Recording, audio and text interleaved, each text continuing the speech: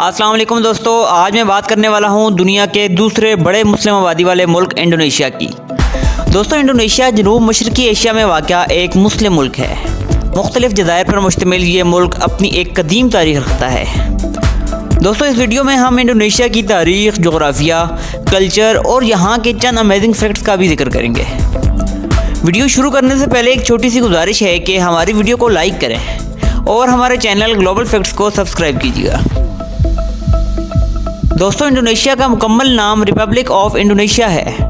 Indonesia 19,04,569 kilometre square के रकबे में फैला एक खूबसूरत और सरसब्ज मुल्क है जो दुनिया में एक अलग मुकाम रखता है। इंडोनेशिया अपने रुकबे के लिहाज से दुनिया भर में 14वें नंबर पर शुमार होता है। आबादी की बात करें तो 2023 की रिपोर्ट के मुताबिक इंडोनेशिया की आबादी 27,91,18,000 के लगभग है, जो कि दुनिया भर में चौथा बड़ा मुल्क शुमार होता है। मुस्लिम दुनिया की बात करें तो इंडोनेशिया मुस्लिम आबादी के लिहाज से दुनिया भर में दूसरे नंबर पर आता है। याद रहे कि इंडोनेशिया 2023 से पहले तक सबसे बड़ा मुस्लिम आबादी वाला मुल्क था, जिसकी मुस्लिम आबादी 23 करोड़ थी, लेकिन ये आज़ाद अब पाकिस्तान को हासिल है, जिसकी मुस्लिम आबादी 24 करोड़ है। जकार्ता सिटी यहाँ का सबसे बड़ा शहर है, जिसकी आबादी 1 करोड़ 10 लाख है और इसी शहर को इंडोनेशिया का दारुल हुकूमत होने का भी एजाज़ हासिल है। दोस्तों, इंडोनेशिया की हिस्ट्री की बात करें तो यहाँ जदीद तर्ज ज़िंदगी का ज़हूर 2000 कबल मसीह में हुआ, जिसके बाद हमसाये ममालिक से लोग यहाँ आकर आबाद होना शुरू हो गए। दूसरी सदी ईस्वी में बुद्ध मतों और हिंदुओं ने यहाँ अपनी अपनी रियासतें कायम कर लीं। इसके बाद यहाँ सल्तनतें बनती रहीं और टूटती रहीं। इंडोनेशिया में कायम होने वाली कोई भी सल्तनत ज़्यादा देर तक क़याम न कर सकी। 12वीं सदी तक हिंदुओं और बुद्ध मतों की हुकूमतें बनती और टूटती रहीं।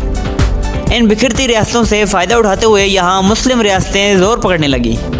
इंडोनेशिया में इस्लाम 9वीं सदी से पहले ही अरबी ताजरों के ज़रिए आ चुका था। हिंदुओं और बुद्ध मतों की सल्तनतें 15वीं सदी तक मुकम्मल तौर पर ख़त्म हो गईं और इस्लाम मुकम्मल तौर पर इंडोनेशिया में फैल गया।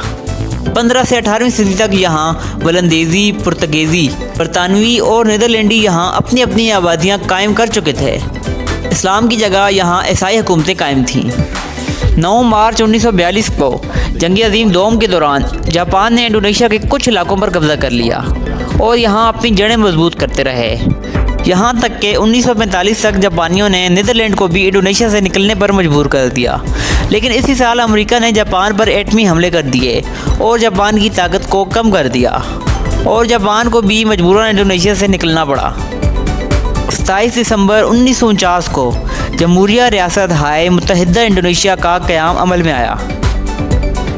इंडोनेशिया अपनी आज़ादी के साथ ही एक इस्लामी मुल्क की हैसियत से दुनिया भर में जाना जाता है।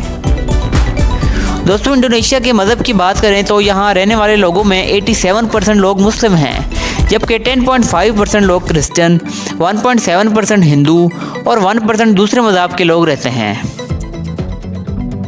दोस्तों, जैसा कि इंडोनेशिया मुख्तलिफ जज़ायर में बटा एक मुल्क है, इसलिए इसे 7 बड़े रीजन्स में तकसीम किया जाता है। Sumatra, Sulawesi, Papua, Nusa Tenggara, Maluku islands, Kalimantan और जावा हैं।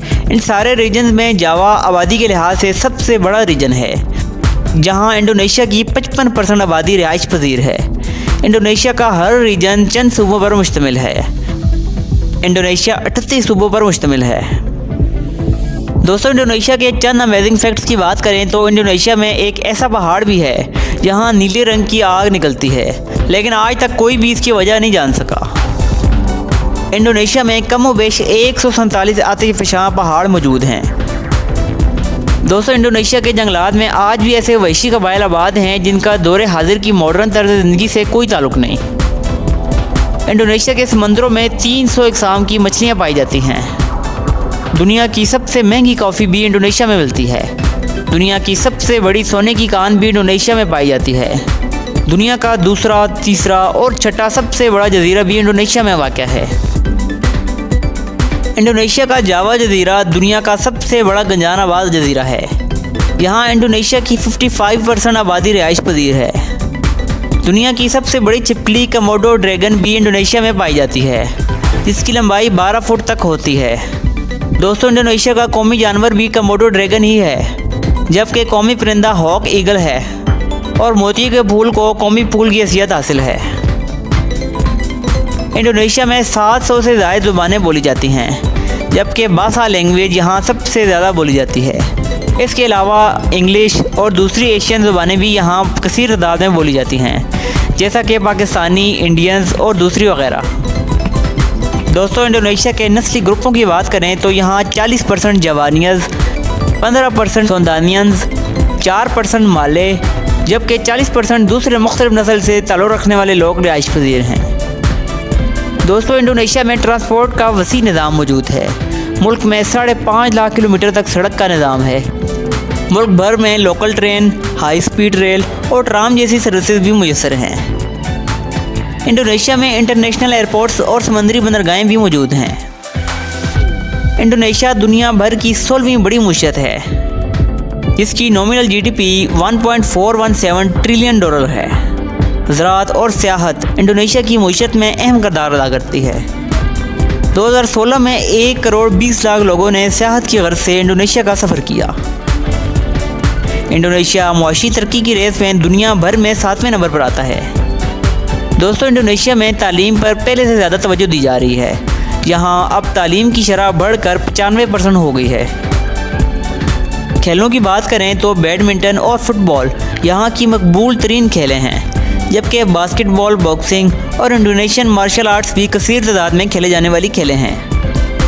दोस्तों, इंडोनेशिया के 3 टाइम जोन हैं। जकार्ता के टाइम जोन के मुताबिक इंडोनेशिया पाकिस्तान से 2 घंटे आगे है, जबकि बाली टाइम जोन के मुताबिक 3 घंटे और जयपुरा टाइम जोन के मुताबिक 4 घंटे आगे है। दोस्तों, इंडोनेशिया से मुतल्लिक़ ये छोटी सी डॉक्यूमेंट्री कैसी लगी? अगर आपको हमारी ये वीडियो अच्छी लगी है तो हमारी वीडियो को लाइक करें, और अगर आप हमारे चैनल पर न्यू हैं तो काइंडली हमारे चैनल ग्लोबल फैक्ट्स को सब्सक्राइब करें। शुक्रिया।